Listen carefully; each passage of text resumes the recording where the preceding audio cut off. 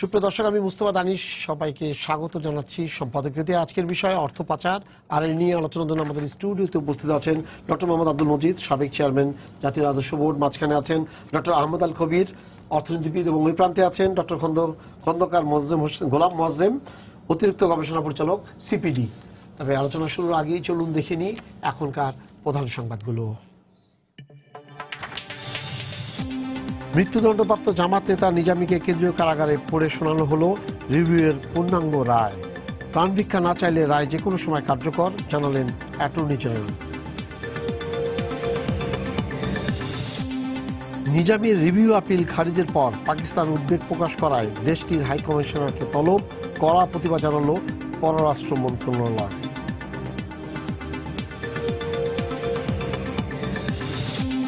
16টি ইউনিয়নকে যুক্ত করে ঢাকার 2 সিটি কর্পোরেশনের আয়তন পুনর্বিন্যাস করা হবে, নিকারের বৈঠকের সিদ্ধান্ত উচ্ছ্বসিত এলাকাবাসী।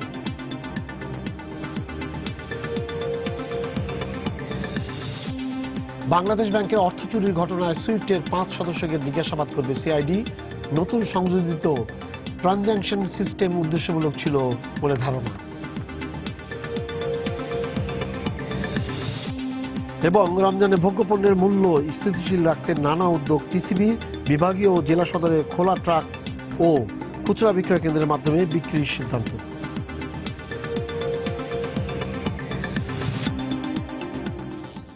একটা রিপোর্ট আসছে কয়েকদিন আগে, ভারতের আনন্দবাজার পত্রিকা বেরিয়েছে যে বাংলাদেশ থেকে গত 10 বছরে প্রায় 50,000 কোটি ডলার পাচার হয়ে গেছে।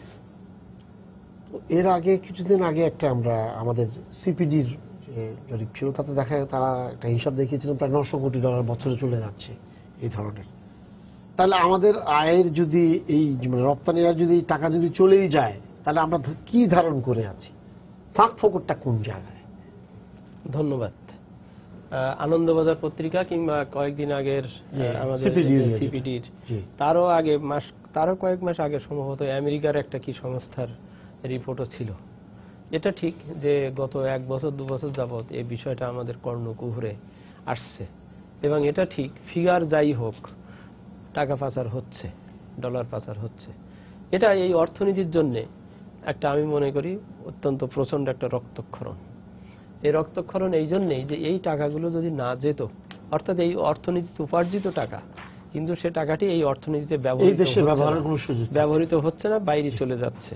চলে যাওয়াতে ওই যে আমরা বলছি আমাদের জিডিপি 7%-এর মধ্যে ঘোরাফেরা করছে, টাকাটা যদি সত্যি এই অর্থনীতিতে উপার্জিত হয়ে আবার বিনিয়োগ করতো, বিনিয়োজিত হতো বা কাজ হতো, আমাদের জিডিপি কিন্তু 2GDP-তে যাওয়ার এমন কোনো আমি সমস্যা দেখি না। কিন্তু এটা হচ্ছে না, এটা একটা পয়েন্ট। আরেকটা পয়েন্ট হচ্ছে আমাদের ট্যাক্স জিডিপি রেশিওটাও আপনি দেখছেন যে 11, 10, 11 হওয়া উচিত 16, 17। এই যে 5-6% অফ জিডিপি যে ডিফারেন্সটা দেখছি, এতে বোঝা যাচ্ছে আমার অর্থনীতিতে টাকা ছিল বা টাকা আছে, কিন্তু কর দেওয়া হচ্ছে না বা নেওয়া হচ্ছে না বা যাচ্ছে না। এই যে ফাঁক ফোকরটা, এই যে 5% জিডিপির কম, বা ওই যে জিডিপি 10%-এ যেতে পারছি না, প্রবৃদ্ধি 10%-এ যেতে পারছি না, এ সবই ইন্ডিকেট করে যে টাকা এখানে অর্জিত হচ্ছে, উপার্জিত হচ্ছে, কিন্তু সেটি যথাযথভাবে এই অর্থনীতির কাজে লাগছে না। অনেক মানুষ আছে না, খাবার খায় কিন্তু শরীরে দাঁড়ায় না, হ্যাঁ, 2 দিন পরে রক্ত শূন্যতায় বা শুকিয়ে যায়। অর্থনীতির এই যে রক্তক্ষরণ, এই যে টাকা চলে যাচ্ছে, যে এটার অনেকগুলো কারণ থাকতে পারে বা বিষয় থাকতে পারে, উদ্বেগের বিষয় থাকতে পারে। আপনি শুধু একটা পয়েন্টে বলেছেন, রপ্তানির খাতকে প্রধান একটা উপলক্ষ হিসেবে বলেছেন, আরো অন্যান্য ভাবে যায়। আমরা রপ্তানির এখানেই থাকি, আমাদের যেহেতু মেইন এটাই তাই। কারণ 90-এর দশক থেকে আমরা ট্রেডিং নির্ভর অর্থনীতির থেকে ম্যানুফ্যাকচারিং নির্ভর অর্থনীতির দিকে অগ্রসর হচ্ছি। আগে আমরা সবকিছুই আমদানি করতাম, এবং আমাদের ওই জন্য আমদানি শুল্কটাই প্রধান শুল্ক ছিল রেভিনিউতে, বা ওইভাবে চলতো। কিন্তু 90-এর দশকের পর থেকে যখন গণতান্ত্রিক প্রক্রিয়া আসলো, অর্থনীতিতে একটা নতুন স্বপ্রণোদিত অনেক ব্যক্তি আসলেন, বিনিয়োগ হলো। এখানে ওই গার্মেন্টস সেক্টর বা এরকম কিছু সেক্টর, এটা আমি মনে করি এটা স্বতঃপ্রণোদিতভাবে আমাদের এন্টারপ্রেনিয়ররা বেশ ভালোভাবে গড়ে তুললেন। কিন্তু এখানে যে জিনিসটা দেখা গেল যে এখানে ভ্যালু এডিশন তেমন হচ্ছে না, সব কিছুই প্রায় বাইব্যাক বা সিস্টেমে আনা হচ্ছে এবং সেইটা আবার বাইরে যাচ্ছে। আমাদের শুধু থেকে যাচ্ছে ওই যে আমাদের যে শ্রম আমরা যেটুকু ব্যবহার করছি, সামান্য কিছু ভ্যালু এডিশন। এখানে ওই যে আমার যন্ত্রপাতি সব আমদানি করে আনতে হয় এবং আমি রপ্তানি করে পাঠাই, এই দুই জায়গাতেই একটা বড় ধরনের একটা গ্যাপ বা হতে পারে। কি যেমন আমদানির বেলায় কি হচ্ছে যে আমি এই খাতকে বেশি প্রণোদনা দেওয়ার জন্য আমি এটাকে শুল্ক মুক্ত করে দিয়েছি, আপনি কোনো জিনিস আনবেন সেটা আপনার লাগবে। এখন এরকম হতে পারে যে 5 টাকার জিনিস আমি আনছি কিন্তু আমি সেটা দেখালাম 15 টাকা, অর্থাৎ 15 টাকা আমার চলে গেল, 10 টাকা বেশি, 10 টাকা মানে বেশি দেখাই দিলাম। হ্যাঁ এখানে, এবং যেহেতু এখানে আমার শুল্কর ব্যাপার নাই সেজন্য আমি হিসেব কিতাব আর করতেছি না ভালো করে। আমার শুল্ক যদি কষার ব্যাপার থাকতো তাহলে ভাই আপনার এটার দাম কত, এটা কি হয়েছে কি ইত্যাদি। শুল্ক অনেক সময় মুক্ত করে দেওয়ার বিপদটা হচ্ছে ওই যে ওইটার আর হিসাব হয় না। যেমন এক সময় আমরা কম্পিউটারের উপরে ডিউটি ফ্রি ছিল, এখন দেখলাম যে ডিউটি ফ্রি হওয়াতেই ওই কোর্টে যখন নিয়ে কি ভাই এটা কম্পিউটার, তা ওটা আর খোলে টোলে না, কিছু দেখা যায় না যে ওর ভিতর কম্পিউটার খুলে কি লাভ, এর তো কোনো ট্যাক্স নাই। কিন্তু দেখা গেল যে ওর ভিতর দিয়ে সাপ পোকা ব্যাঙ অনেক কিছু ঢুকে যাচ্ছে। সেজন্য একবার আমরা 2005-06 সালের দিকে আমরা ডিসিশন নিলাম যে না, কম্পিউটারের উপরে 3% হলেও একটা ভ্যাট বসাই, এই কর বসাই। উদ্দেশ্য হচ্ছে এই যে প্যাকেটটা খোলা হোক দেখা হোক। কিন্তু যা হোক তৎকালীন সময় আবার বিশেষ আন্দোলন বা এর জন্য আমরা ওটা পারিনি। তা সুতরাং এই যে শুল্ক মুক্ত থাকাটা, আমার এই শুল্ককে দেওয়ার জন্য আমি শুল্ক মুক্ত বলাতে এই মেশিন বলতে কোন মেশিন আনতেছে, কি মেশিন আনছে, তার দাম কত সেটা দেখার এই দরকার হয়নি। ঠিক একইভাবে তার রপ্তানির সময়ও তাই, ব্যয় ব্যাগ এতে বন্ড হাউসে তিনি জিনিসপত্র নিয়ে আসছেন, ধরে নেওয়া হচ্ছে ওইগুলো দিয়েই তিনি তৈরি করে আবার ওইটা পাঠাচ্ছেন। আমি মনে করছি যে আমার ফরেন কারেন্সি আসবে, রপ্তানি মানে তো ফরেন কারেন্সি। এখানেও আমি খুব উদার থাকছি দৃষ্টিভঙ্গিতে যে আমার তো এখানে আমি কোনো বাধা দিচ্ছি না, কোনো কিছু না, ওই শুল্ক তাও আমি খুব কম রাখতেছি। এখন এই দুই জায়গাতেই আমদানির ক্ষেত্রে এবং এই নিয়ে যাওয়ার ক্ষেত্রে দুই জায়গাতেই আমার, যেমন আমদানির ক্ষেত্রে বললাম যে 5 টাকা জিনিস 10 টাকা দেখিয়ে 15 টাকা দেখিয়ে 10 টাকা চলে যাচ্ছে, ঠিক রপ্তানির ক্ষেত্রেও তাই। রপ্তানি করা হলো ঠিকই, কিন্তু ওর কাছ থেকে যে টাকাটা আমি পাবো সেই টাকাটা আসছে কিনা, পাচ্ছি কিনা, সেটা এই দেখার সিস্টেমটা বা ব্যাপারটা এখানে ব্যাপকভাবে। হ্যাঁ, এখানে ফলে হচ্ছে কি যে ওই আপনার আমি যেটা বলি, আমরা বর্ডারে যেমন বলি ইনফরমাল ট্রেড, এটা এক ধরনের ইনফরমাল ট্রেডের ভিতরে চলে গেছে। আর ওর সাথে যুক্ত হয়েছে আমাদের ব্যাংক ব্যবস্থাটা, যাদের কাজ হচ্ছে এলসিটা খোলা এবং এলসি খুলে মালের যথাযথ পাওয়া প্রাপ্তির পরে তার এলসিটা তিনি রিলিজ করবেন এবং তিনি দায়িত্ব নিচ্ছেন যে হ্যাঁ আমি এটা শোধ করব। এখন সেখানে তিনি যদি তার বিশ্বাস ভঙ্গ করেন, তার প্রফেশনালিজম তিনি যদি অবজ্ঞা করেন, মাল আসেনি অথচ তিনি এলসি দিয়ে দিলেন, অথবা মাল যায়নি বা টাকাটা আসেনি, আমার এখানে ট্রান্সফারই আসেনি, অথচ সেইটা দিয়ে দিলে যেমন গত বছর বা তার আগের বছর আমরা দেখলাম প্রচুর চাল আমদানি হয়েছে, কাগজ কলমে রেকর্ডে দেখা যাচ্ছে যে প্রচুর টাকা আমি টাকা শোধ করে। এখন চাল তো লুকিয়ে রাখার জিনিস না, সে চালটা কোথায় গেল এটা নিয়ে কিন্তু বেশ লেখালেখি হয়েছিল। অর্থাৎ এলসি খুলে চাল আনা হয়েছে দেখানো হচ্ছে, চাল আসেনি, টাকা কিন্তু চলে গেছে। সুতরাং বিশ্বাসের বিশ্বে আমরা বাস করতে চাই, সিস্টেম আমাকে প্রোটেক্ট করবে, এটাই হচ্ছে নিয়ম। কিন্তু সেই সিস্টেম যদি বিগড়ে যায়, অর্থাৎ সিস্টেম যদি এটা যেটা দেখার কথা সেটা দেখেন নাই, যেমন আগে বললাম শুল্ক দেওয়া হয় না বলে ওটার আর কিছু দেখা হচ্ছে না। তা সুতরাং একটা প্রোটেকশনের জন্য, এই ব্যাপারে স্বচ্ছতা থাকার জন্য আমদানি এবং রপ্তানি উভয় ব্যাপারেই যদি একটা সামঞ্জস্য সিস্টেমটা ভালো থাকে, তাহলে এই সুযোগগুলো এভাবে হয় না। যেমন কোনো বিদেশি কোম্পানি সে বলছে যে ঠিক আছে আমার কোম্পানি এখানে কাজ করছে, এখানে যে ব্যবহার করা হচ্ছে যে সিমটা, এ সিম আমি আনবো, এটা আমার কোম্পানির হতে হবে।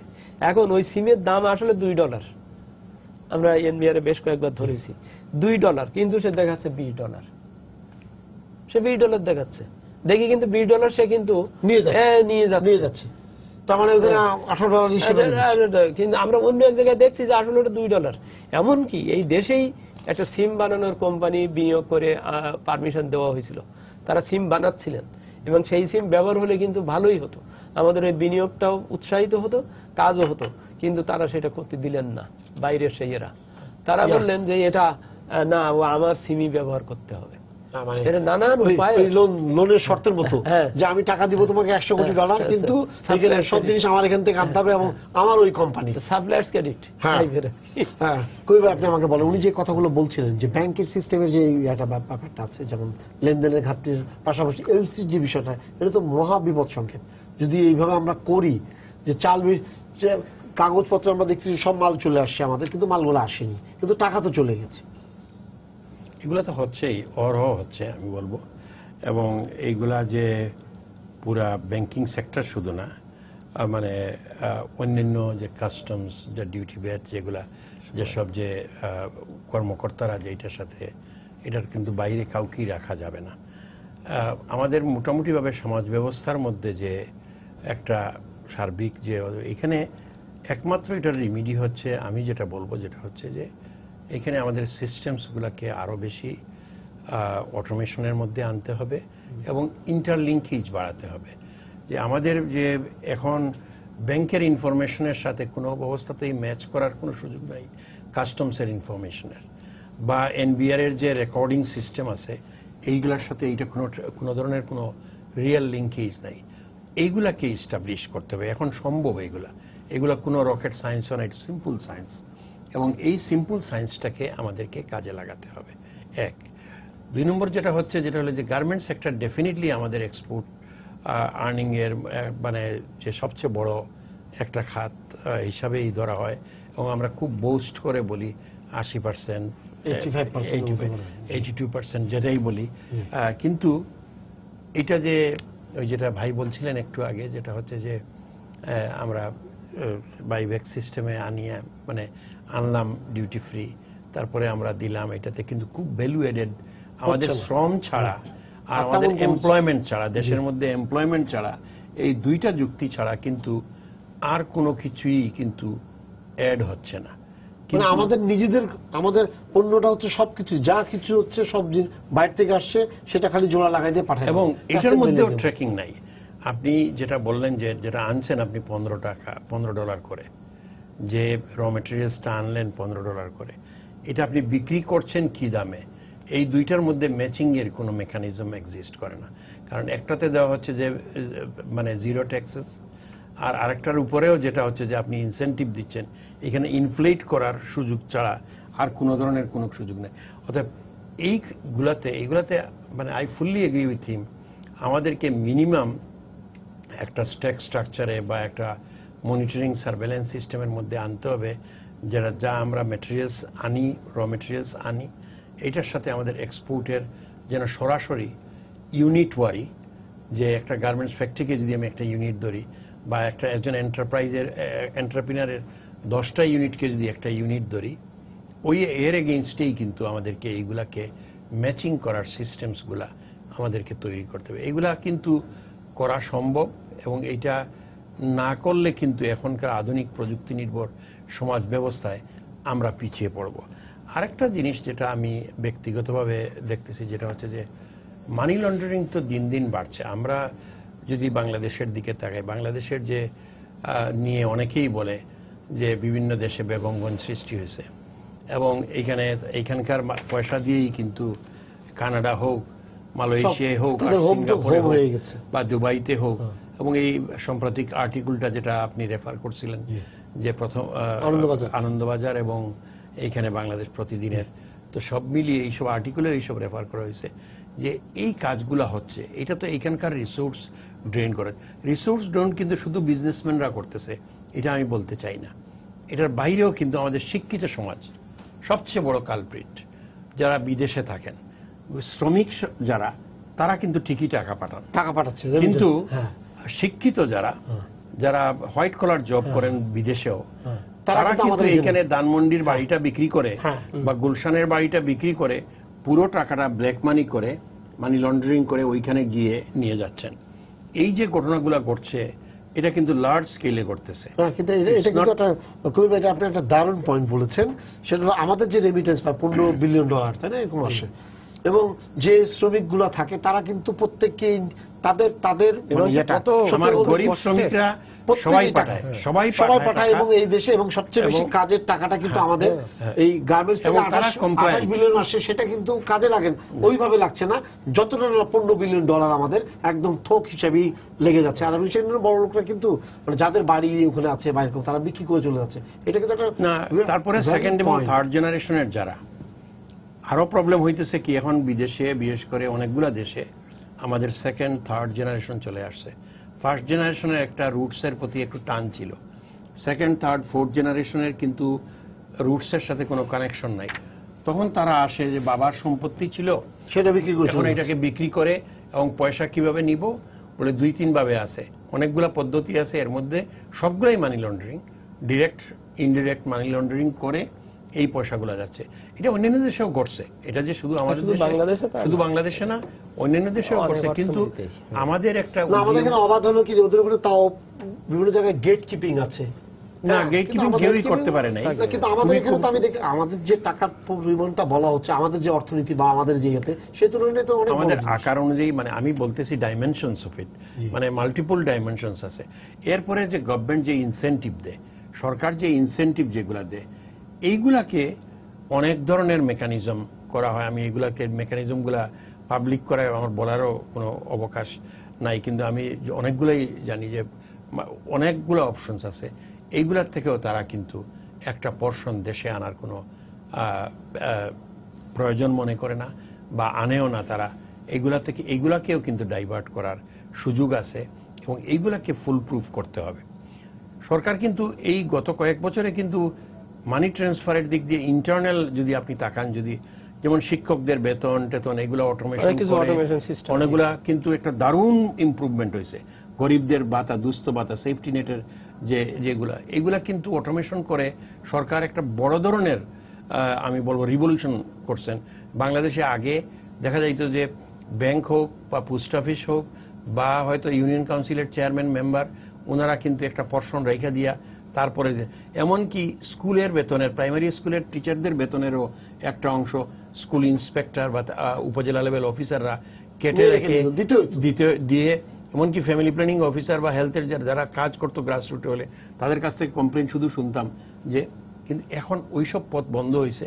কিন্তু আমাদের এইসব রুটগুলাকেও আনসার হিউম্যান দিয়ে হবে না, এইখানে সিস্টেমসটাকে স্ট্রেংথেন করতে হবে এবং সিস্টেম স্ট্রেংথেন করে যদি আমরা যদি এটাকে যদি কাউন্টারঅ্যাক্ট করার চেষ্টা করি, I think we will succeed. আর আরেকটা জিনিস আমি বলতে চাই, যেটা হচ্ছে যে আমাদের দেশের মানি লন্ডারিং নিয়ে আইন কানুনের কিন্তু কোনো অভাব নাই। আমরা কিন্তু সবসময় প্রিটি আপ টু ডেট। আমরা একেবারে যে 97 থেকে আমরা শুরু করছি এবং আমরা একের পরে বিভিন্ন ধরনের কমিটি, লাস্ট যেটা আমরা যে বেজেল অ্যান্টি মানি লন্ডারিং ইন্ডেক্স যেটা 2015 যেটা, ওইটাতেও আমরা কিন্তু অনেক দূর আগে গেছি। এবং এইখানেও আমাদের যে কান্ট্রিজ এট রিস্ক যেটা চিহ্নিত করা হয়েছে, 152টা দেশকেই বিভিন্নভাবে রিস্ক কান্ট্রি হিসাবে চিহ্নিত করা হয়েছে। এইখানেও আমাদের অবস্থান মাঝামাঝি একটা অবস্থানে আছে। এইসব বিবেচনায় রেখে আমাদেরকে যদি এখনই যদি আমরা যদি আর এইসব ওয়ার্নিংগুলা, এই যে পত্রিকার যে নিউজ আইটেম বা আমরাও যে এখানে আলোচনা করতেছি, মিডিয়া যে আলোচনা করতেছেন, তারপরে যে আমার মনে হয় সরকারের যারা সংশ্লিষ্ট ব্যক্তিরা এটাকে খুব সিরিয়াসলি নেওয়া উচিত। কারণ এটাকে আন্ডারমাইন করলে কিন্তু আমাদের চলবে না। কারণ ইকোনমি ইজ গ্রোয়িং এবং এইটা হলো ডেভেলপমেন্ট পেইন। আমি বলি এটাকে একটা ডেভেলপমেন্ট পেইন হিসেবেই আমি দেখতে চাই। কারণ উন্নয়নের সাথে এইসব জিনিস সবসময় আসে এবং এটাকে কিন্তু আইসোলেটেড কোনো কিছু মনে করা উচিত না। এবং এই ডেভেলপমেন্ট পেইনটাকে কিভাবে আমরা অ্যাড্রেস করব, এইটা আমাদেরকে খুব সুষ্ঠুভাবে চিন্তা করতে হবে। আর একটা কথা বলে আমি শেষ করতেছি, যেটা হচ্ছে যে আমাদের আমরা দেখছি যে ওই ইউএস ডিপার্টমেন্ট অফ যেটা হচ্ছে যে তাদেরকে permanent subcommittee on investigations of US vulnerabilities to money laundering, একটা পার্মানেন্ট সাবকমিটি আছে এবং ওইটার একটা কার্ল লেভিনের একটা রিপোর্টও 2012 সালে আসছে। এইখানে বাংলাদেশের 2টা ব্যাংকের নাম আসছে এবং বাংলাদেশের 2টা ব্যাংকের এটার সাথে এইচএসবিসির লিঙ্কেজের সাথে কিন্তু আমি বলবো যে উপযুক্ত শাস্তি এবং দুইটাই হইল দুইটা, আমি এখানে নামও বলতে পারি, কোনো অসুবিধা নাই, কারণ এগুলো তো খুবই পাবলিক ইনফরমেশন। সোশ্যাল ইসলামী ব্যাংক লিমিটেড, যেটা পরে নাম হয়েছে সোশ্যাল ইনভেস্টমেন্ট ব্যাংক লিমিটেড, আর বাংলাদেশের ইসলামী ব্যাংক বাংলাদেশ লিমিটেড, এই দুইটা ব্যাংকের ব্যাপারে যেসব হয়েছে, কিন্তু শাস্তি খুবই মিনিমাম দিয়ে এটা যেন একটা দায়সারা গুছের একটা ব্যবস্থা নেওয়া হয়েছে। আমি বলবো যেটা হলো যে এইসব জিনিসগুলোকে আরো থরলি ইনভেস্টিগেট করা উচিত। দোজ আর দ্য ক্লুজ, আমি বলবো, এবং এই ক্লুজগুলোকে হয়তো তারা হয়তো তাদের স্বার্থে আমেরিকান ইনভেস্টিগেশনে দুইটা ব্যাংকের নাম আসছে, এখানে অন্য ব্যাংকগুলো কতটুকু জড়িত না জড়িত এটাও দেখার বিষয় আছে, এবং এইটাকে খাটো করে দেখা বা ছোট করে দেখার কোনো সুযোগ নেই।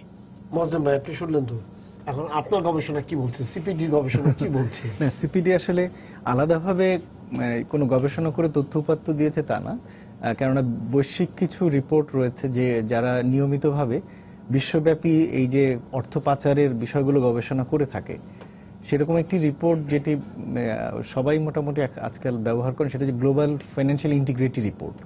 তো যেখানে এই ধরনের অর্থ পাচার সংক্রান্ত তথ্য আসে, তো সেই তাদের হিসেব অনুযায়ী 2004 থেকে 2013 এই 10 বছরে বাংলাদেশ থেকে প্রায় 55 বিলিয়ন ডলার চলে গেছে, যেটা আপনি কিছুক্ষণ আগে বলছিলেন। তো হ্যাঁ, তো এবং প্রতি বছর গড়পড়তা প্রায় 5.5 বিলিয়ন ডলার গেছে এরকম।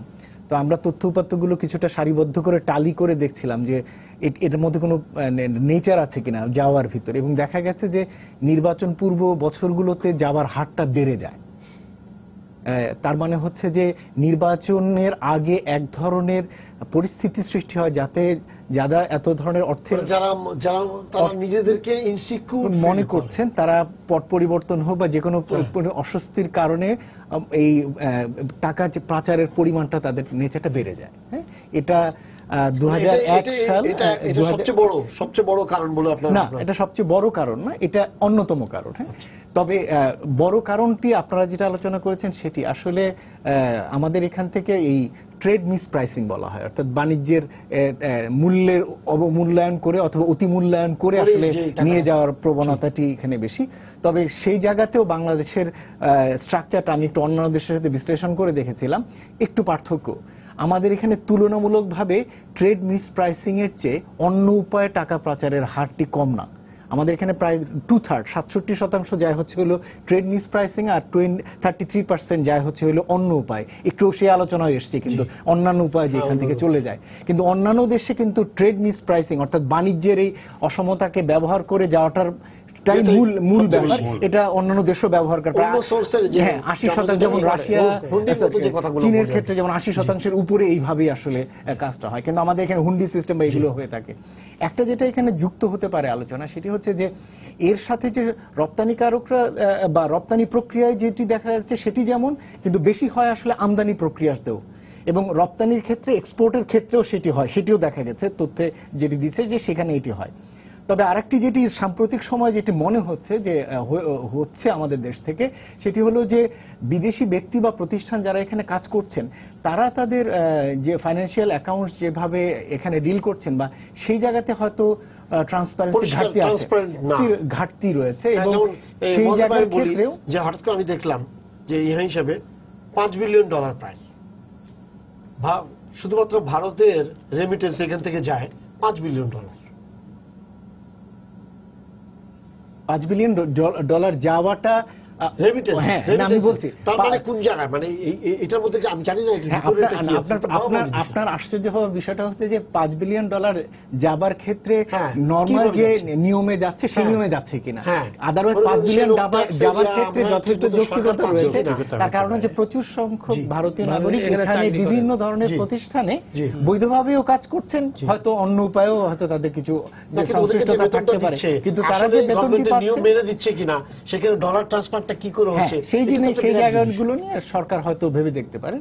আরেকটি যেটি বলছিলেন, বিদেশি কোম্পানিগুলোর ক্ষেত্রে সরকারের কিন্তু এনবিআর-এ রিসেন্টলি একটি ট্রান্সফার প্রাইসিং সেল করা হয়েছে। ট্রান্সফার প্রাইসিং সেলের কাজই হচ্ছে যে মূল্যমান দেখিয়ে এখান থেকে কোনো একটি টাকা ট্রান্সফার করা হচ্ছে সেটি অতিমূল্যায়িত দেখিয়ে হচ্ছে কিনা। এটি সাধারণত হয়ে থাকে যখন ইন্ট্রা কোম্পানি লোন নেওয়া হয়, এটার প্রচলন আছে। বিদেশি কোম্পানিগুলো যেহেতু তারা মাল্টিন্যাশনাল কোম্পানিতে অপারেট করেন, তাহলে এক দেশের কোম্পানিতে যা দরকার হয় অন্য দেশের কোম্পানির কাছে যদি সেই মেশিনারিজ গুলো থাকে, তাহলে সেখান থেকে তারা ঋণ বা বড় করে নিয়ে আসতে পারে, কিন্তু সেটির এগেনস্টে তারা আবার একটা মূল্যমান ধরে এটিকে ট্রান্সফার দেখান। তো সেই জায়গার ক্ষেত্রে প্রাইসিংটা অ্যাডিকুয়েটলি বা রাইটলি হচ্ছে কিনা এইটি, এবং এইভাবে বিশ্বব্যাপী এরকম একটা সমস্যা রয়েছে আসলে ট্রেজরি প্রাইসিং এর। তো সেই বিষয়গুলো দেখবার জন্য একটি সেল হয়েছে। আর একটি যেটি সাম্প্রতিক সময় হয়েছে সেটি হলো বাংলাদেশ ব্যাংকে কিন্তু ফাইন্যান্সিয়াল ইন্টিগ্রিটি সেল রয়েছে। ব্যাপারটি হচ্ছে যেভাবে আমরা আশঙ্কা করছি বা যেভাবে আমরা বিভিন্ন পর্যায়ে তথ্যপত্র দেখছি, এবং এখনো আলোচনা আসেনি, হয়তো আসবে, পানামা পেপারসে আলোচনার কথা তো আসতেই পারে, হয়তো আমরা এখনো আমাদের নাম খুঁজছি সেখানে আছে কিনা, হয়তো অলরেডি পুরনো কিছু নামও আছে। তো সেইখান থেকে প্রশ্ন হচ্ছে তাহলে এই প্রতিষ্ঠানগুলো বা যে আইন কানুনগুলো আছে সেটা কতটুকু কার্যকর, বা সেই জায়গার ক্ষেত্রে আরো বেশি কাজ করা রয়েছে। মনিটরিং এর কোনো সিস্টেম এখানে ডেভেলপ করেছে, মনিটরিং সিস্টেমের জায়গাটি দেখা। আমরা কিন্তু এখনো কিন্তু যে গ্লোবাল ফাইন্যান্সিয়াল ইন্টিগ্রিটি দেখার জন্য যে সমস্ত সিস্টেম বা চেকিং গুলো আছে তার ভিতরে এখনো আমরা গ্রে লিস্টের ভিতরে পড়ে যাইনি। যে বলা হয়ে থাকে যে ফাইন্যান্সিয়াল সিস্টেম গুলো যদি ত্রুটিপূর্ণ হয় বা এই ধরনের ইলিসিট ফাইন্যান্সিং ফ্লো যদি বেড়ে যায়, টাকা পাচার যদি বেড়ে যায়, তখন কিন্তু সিস্টেম সম্পর্কেই যেহেতু একটা আশঙ্কা তৈরি হয়, তখন বিশ্বব্যাপী এই ধরনের কান্ট্রিগুলোকে আলাদা করে এবং তাদের ট্রানজ্যাকশন এবং কস্ট দুটোই তখন বেড়ে যায়। একটি বিষয় এখানে একটু বলে রাখা ভালো, আমরা সাম্প্রতিক সময়ে যে বাংলাদেশ ব্যাংক থেকে টাকা পাচারের বিষয়টি ফিলিপাইনে কেন এত বড়ভাবে আলোচনা, এটি কিন্তু ফিলিপাইন তার নিজের স্বার্থেই করতে। তার কারণ হচ্ছে যে এটি যদি কোনোভাবে প্রমাণিত হয় যে তাদের সিস্টেমের দুর্বলতা, তাহলে কিন্তু এই যে লিস্টের ভিতরে যে গ্রে লিস্ট বা ব্ল্যাক লিস্টে পড়ে যাওয়া তার আশঙ্কা রয়েছে তাদের সেখানে আছে। ফলে সেই জায়গার জন্য কিন্তু তারা আমরা আমাদের নিজেদের স্বার্থেই উচিত যে এই যে ব্যাপকভাবে দেশ থেকে অর্থ পাচার বাড়ছে সেই বিষয়গুলোকে কিভাবে কন্ট্রোল করা যায় বা নিয়ন্ত্রণ করা যায়, স্বচ্ছতার মধ্যে আনা যায়, আর স্বচ্ছতার মাধ্যমে করা।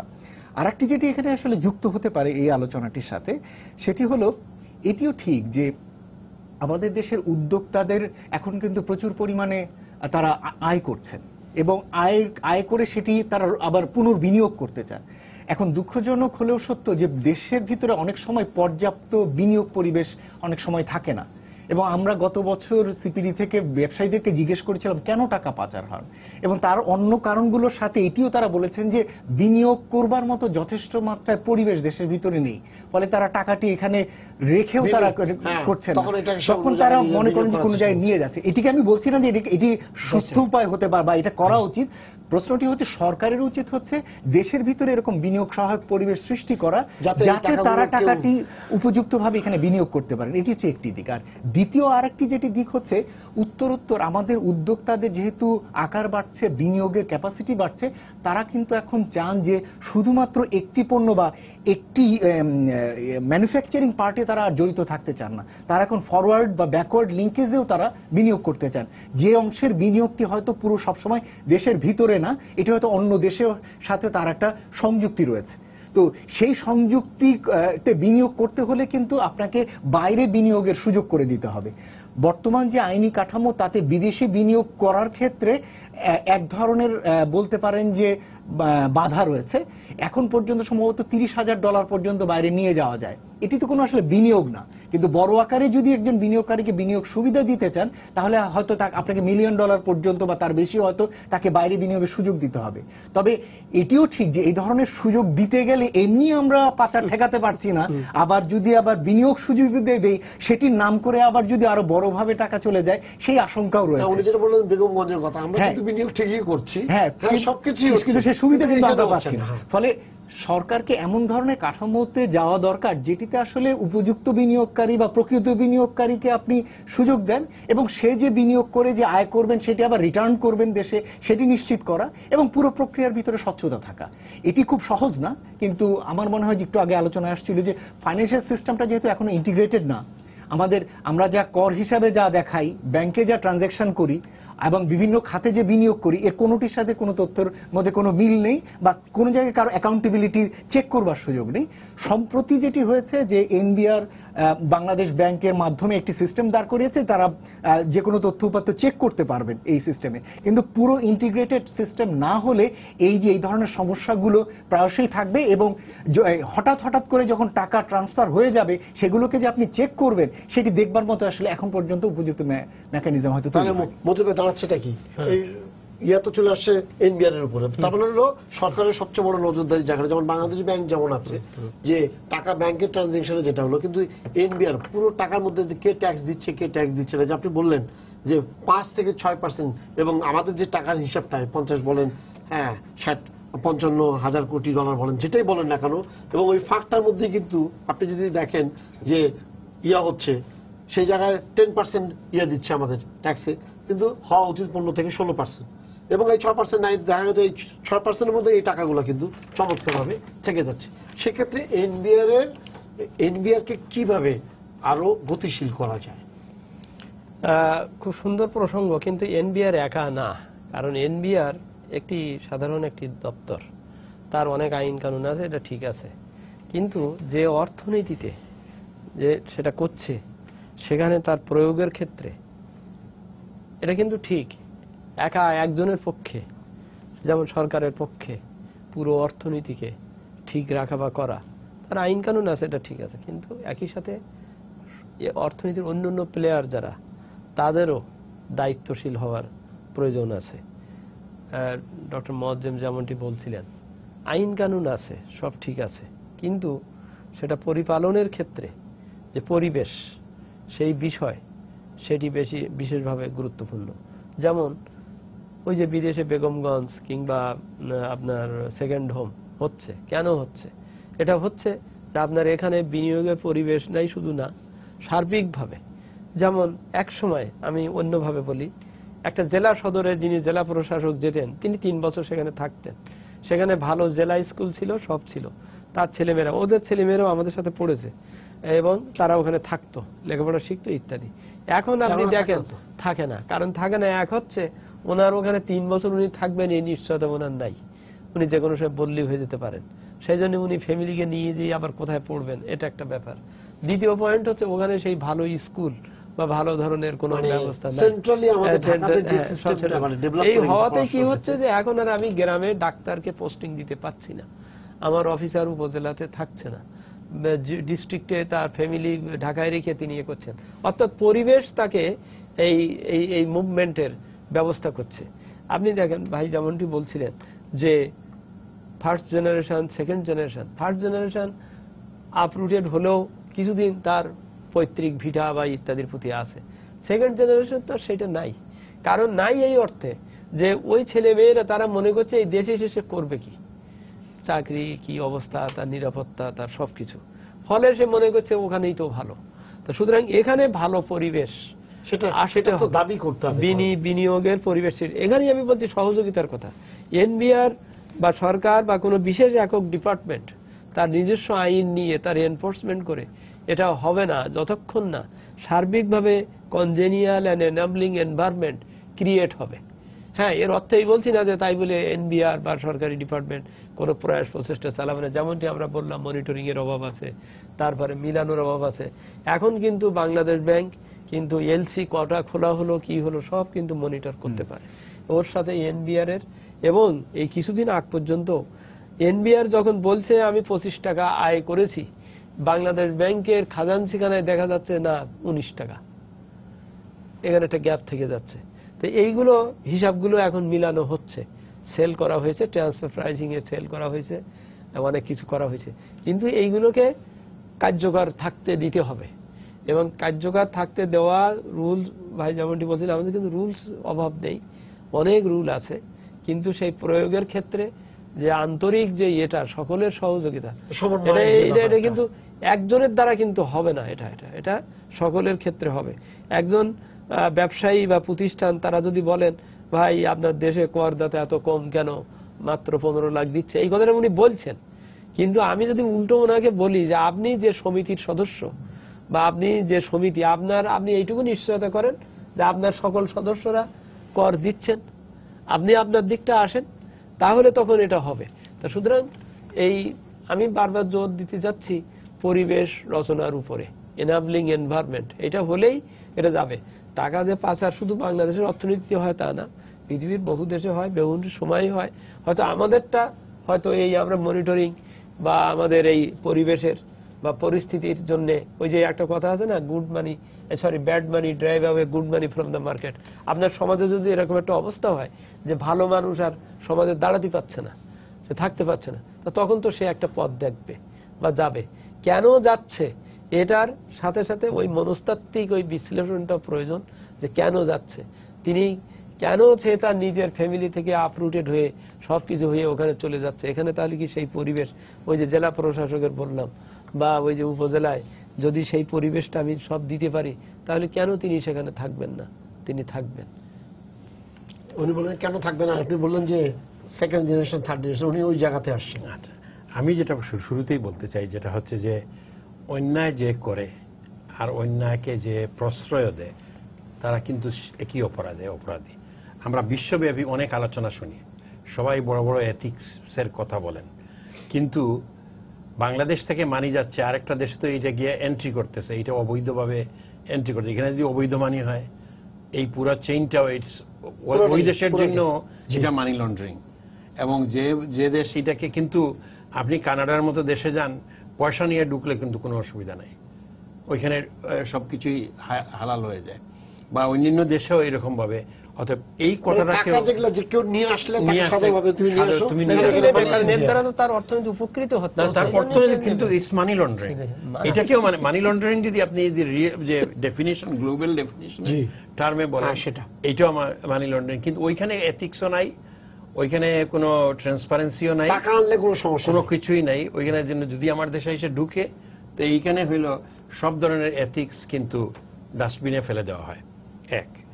দুই নম্বর হচ্ছে যে সেকেন্ড হোম দিয়ে দিচ্ছে। আচ্ছা, না, আমি এর থেকে আরো আগে এশিয়া প্যাসিফিক গ্রুপ, যার আনন্দবাজার পত্রিকার যে উৎস, যেটা বাংলাদেশ একটা ফাউন্ডিং মেম্বার, এটা 97-এ যখন শুরু হয়, Bangladesh is a founding member এটা।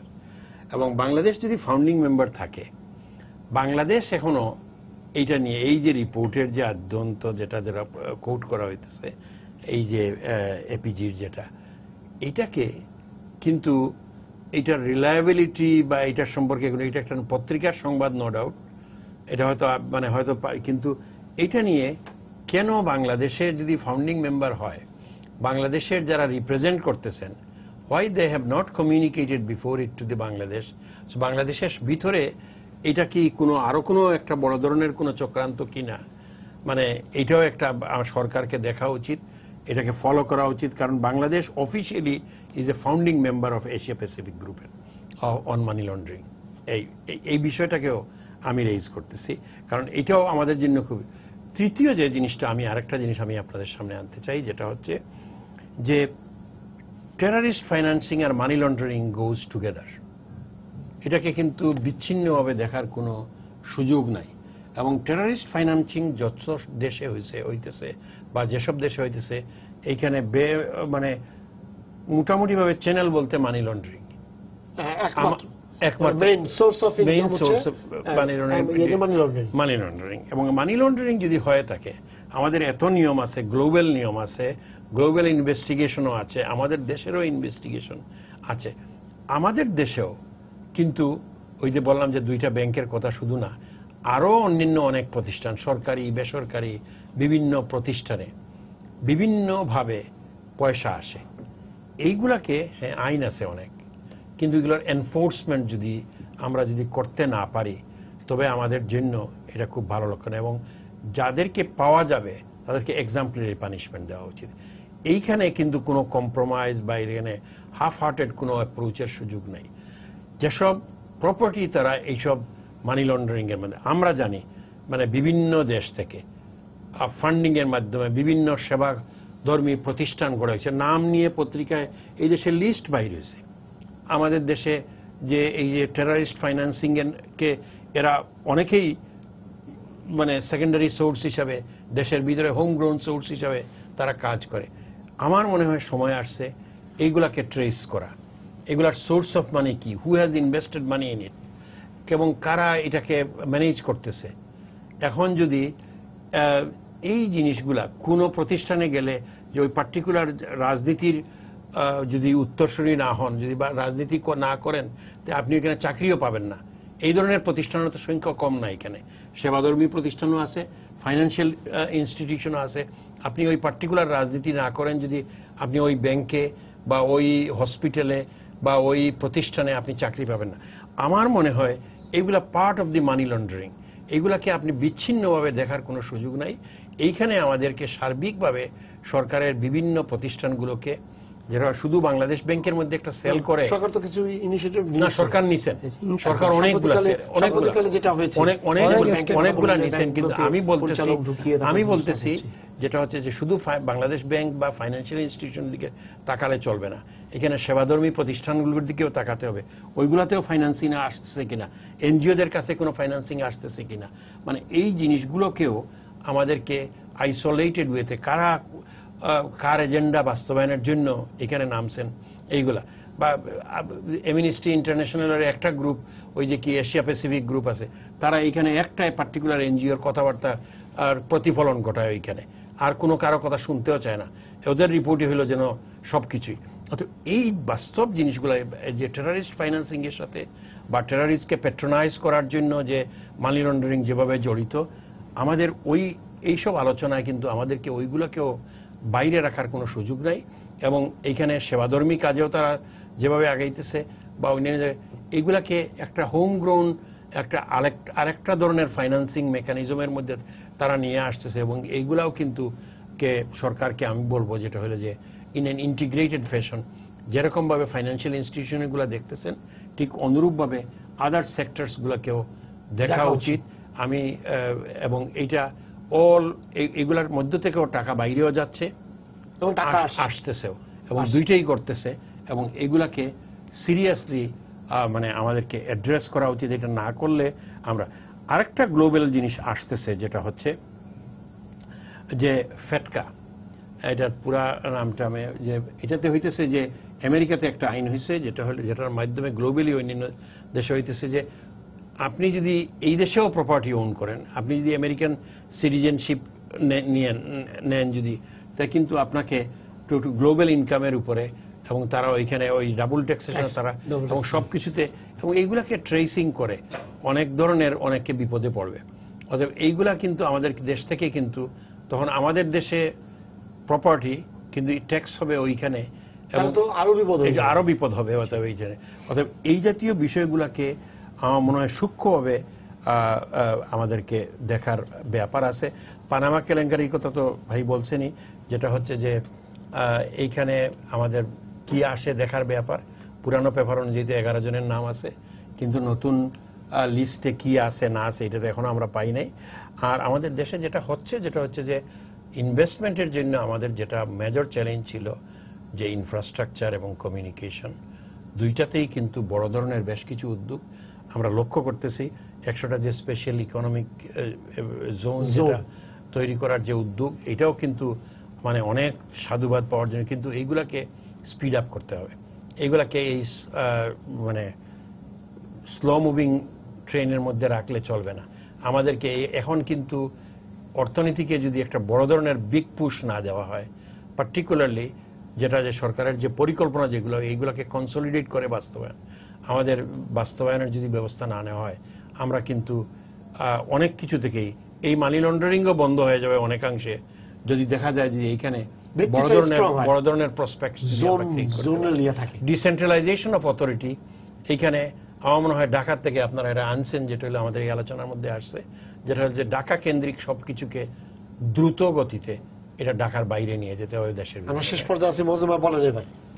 না, আমার মনে হয় যে আলোচনার এই পর্যায়ে যতটুকু যুক্ত কাজের মানে যে সমস্ত জায়গাগুলোতে ফাঁকগুলো আছে সেগুলোকে আরো কিভাবে মানে সিস্টেমের ভিতরে নিয়ে এসে সেগুলোকে নজরদারির ভিতরে নেওয়া যায়। একটি তো যে আলোচনাটা আসলো, যেহেতু ট্রেডের মাধ্যমেই হয় এবং যে সমস্ত জিনিসপত্র আনা হয় বিশ্বব্যাপী, এই সমস্ত তথ্য উপাত্ত এখন যথেষ্ট মাত্রায় অ্যাভেলেবল। ফলে এই সমস্ত তথ্যপত্র ব্যবহার করার ক্ষেত্রে ব্যাংকগুলোকে আরো বেশি আগ্রহী করা, উৎসাহী করা। এবং এক্ষেত্রে যেটি সমস্যা হয় সেটি হচ্ছে ব্যাংকগুলোর নিজস্ব ইন্টারেস্ট কাজ করে অনেক সময় এগুলোকে অত বেশি স্ক্রুটিনি না করা, কেননা একটা বড় অ্যামাউন্টের এগেনস্টে যেহেতু কমিশন পান, ফলে এই ব্যাংকগুলো অত উৎসাহী হয় না এত বেশি স্ক্রুটিনি করা ঝামেলার ভিতরে যেতে। কিন্তু ব্যাংকগুলোকেও এই সিস্টেমের ভিতরে নিয়ে আসা, যাতে যে কোনো ধরনের তথ্যপত্র যাতে পর্যাপ্ত ধরনের পরিবীক্ষণের ভিতরে আসে, যে একটি। দ্বিতীয় যে জায়গাটি দরকার সেটি হলো যে ফাইন্যান্সিয়াল রিপোর্টিং আরো ট্রান্সপারেন্সি আনা, সেটি যে কোনো ব্যক্তি এবং প্রতিষ্ঠানের ক্ষেত্রে। এবং এটি যদি করা যায় তাহলে কে কোথা থেকে কি পরিমাণ কাঁচামাল ব্যবহার করে কি উৎপাদন করছেন এবং সেখান থেকে কি পরিমাণ তার আয় হচ্ছে এবং কি পরিমাণ তিনি কর দিচ্ছেন, এই পুরো জিনিসগুলো সম্পর্কে আরো বেশি আরো বেশি পুঙ্খানুপুঙ্খ হিসেব করা সম্ভব। এবং সেটি তখন এনবিআর এর জন্য সুবিধা হবে এবং সেটির ভিত্তিতে অন্যান্য জায়গায় নজরদারিও করা যাবে এবং সেক্ষেত্রে এই ধরনের প্রবণতা কমে আসবে। ফলে সেটি একটি দরকার। এবং একই জিনিস দরকার যাদেরকে আমরা বিদেশি প্রতিষ্ঠান বা ব্যক্তিকে যাদেরকে আমরা সুবিধা দিচ্ছি, যে ডাবল ট্যাক্সেশনের সুবিধা দিচ্ছি, অ্যাভয়েডেন্স অফ ডাবল ট্যাক্সেশন, যে দ্বৈত কর পরিহারের সুবিধা দিই আমরা অনেককে। এর ফলে যেটি হয় যে তাদের এখানকার করের হিসেবগুলো যথাযথভাবে নেওয়া হয় না। আমার মনে হয় যে যাই সুবিধা তার নিজের দেশে পাক, এখানে অন্তত রিপোর্টিং এর ক্ষেত্রে যাতে পূর্ণাঙ্গভাবে তার রিপোর্টটি যাতে এখানকার কর্তৃপক্ষের কাছে হয়, সেটি প্রতিষ্ঠান হোক বা ব্যক্তি হোক। রিপোর্ট হবার পরে তারপরে তিনি তার দেশে নিয়ে যান, যে সুবিধার আন্ডারে নিয়ে যান সেটি তিনি করে যান। কিন্তু কোনো ধরনের পূর্ণাঙ্গ রিপোর্টিং ছাড়া, সেটি কোম্পানির ক্ষেত্রে হোক অথবা ব্যক্তির ক্ষেত্রে হোক, সেটি যেন পূর্ণাঙ্গভাবে প্রতিপালন হয়, সেটি একটা দেখা দরকার। বিশ্বব্যাপী এখন আসলে কর সিস্টেমকে আরো বেশি স্ট্রিনজেন্ট করার একটা উদ্যোগ চলছে এবং আমরা আশা করতে পারি যে আগামীতে এই যে এখন যে ধরনের কর প্রক্রিয়া যে ঘাপলা বা দুর্বলতা দেখছি, এটি যখনই গ্লোবাল সিস্টেমগুলো একত্রিত কাজ করবে, এখন যেমন মার্কিন যুক্তরাষ্ট্র তার নিজের স্বার্থে করছে, অন্যান্য দেশকেও হয়তো আগামীতে এই ধরনের সিস্টেমের ভিতরে যেতে হবে, তাতে তার দেশে না করি যে যেখানে যে অবস্থায় সম্পত্তি বানাক বা যেখানে যাই রাখুক, তার একটা সুবিধা অবশ্যই, হিসেব তার অবশ্যই তার নিজের দেশে থাকতে হবে এবং ওই সমস্ত সম্পত্তির বিপরীতে তার নিজের দেশে তার কর দিতে হবে। তাহলে আমার মনে হয় যে সরকারের কাছে যেমন সম্পত্তিরও হিসাব থাকবে এবং সরকারও সেখান থেকে বাড়তি রাজস্ব এগুলো আয় করার সুযোগ পাবেন। শেষ পর্যায়ে আপনি বলছেন আমি সবকিছুর উপরে মনে করি ম্যান বিহাইন্ড দ্য প্লাউ, মানুষ, এবং মানুষই সবার উপরে মানুষ হচ্ছে। সুতরাং আইন কানুন নিয়ম সবকিছু ঠিক আছে, কিন্তু ওই মানুষের যিনি এটা চালাবেন, সেই নীতি নির্ধারক বা যিনি প্রয়োগকারী, তার নিজস্ব ইন্টিগ্রিটি, তার নিজস্ব দায়িত্ববোধ, এবং এটা বিশেষভাবে দরকার। ডবল ট্যাক্সেশনের কথাটা যেভাবে আসলো, এর মূল ফিলোসফিটা হচ্ছে এই যে আপনার দেশে আপনি দুই জায়গায় ট্যাক্স দেবেন না, ঠিক আছে। আপনি আমার এখানে ইলিশ মাছ খাবেন, রবীন্দ্রসঙ্গীত শুনবেন, এখানে কাজ করবেন, আয় করবেন, কিন্তু ট্যাক্সটা দিচ্ছেন আপনি ওখানে দেবেন, আমি আপনার ডবল চাচ্ছি না। কিন্তু তাহলে আপনার দেশের ওই যে লেবারের শ্রেণীর কথা বলা হচ্ছে, ওই যে ভাই কিছুক্ষণ আগে বলছিলেন যে টাকা নিয়ে যাচ্ছে, সে কিছু বলছে না, কারণ সে দেখছে তার দেশে কর্মসৃজন হচ্ছে, তার দেশে ওই টাকার ব্যবহার হচ্ছে, সুতরাং সে ওই স্বার্থে দেখবে। তো তেমনি আমি বিদেশের একজনের ট্যাক্সকে আমি স্যাক্রিফাইস করলাম, আমি নিলাম না, এখান থেকে আয় করেও আমি নিলাম না, উনি নিয়ে যাচ্ছেন, তাহলে ওনার কিন্তু তার বিপরীতে মূল ফিলোসফিতে কিন্তু ছিল যে উন্নত বিশ্বগুলো তারা এই অনুন্নত বিশ্বে তারা এসে লোক পাঠাবে বা যারা থাকবে তাদেরকে ট্যাক্স দিতে হবে না, কারণ সে ডবল ট্যাক্সেশন হবে না। কিন্তু তার এগেনস্টে আমার এখানের এই যে শ্রমদের বা আমাদের এই দেশের সুযোগ সুবিধাকে ব্যবহার করে টাকা আয় করে সে যে নিয়ে যাচ্ছে, তার বিপরীতে সে আমাদেরকে পর্যাপ্ত পরিমাণে এইড দেবে, সাহায্য দেবে, লোন দেবে, এই গ্রান্ট দেবে, দিয়ে ওইটা কম্পেনসেট করবে। তা আমি সেই হিসেব নেওয়ার বেলায় খোঁজ রাখলাম না, শুধু ওনার সুযোগটা আমি দিলাম এবং তিনি এখানে ডবল ট্যাক্সেশনের আওতা নিয়ে টাকা নিয়ে যাচ্ছেন।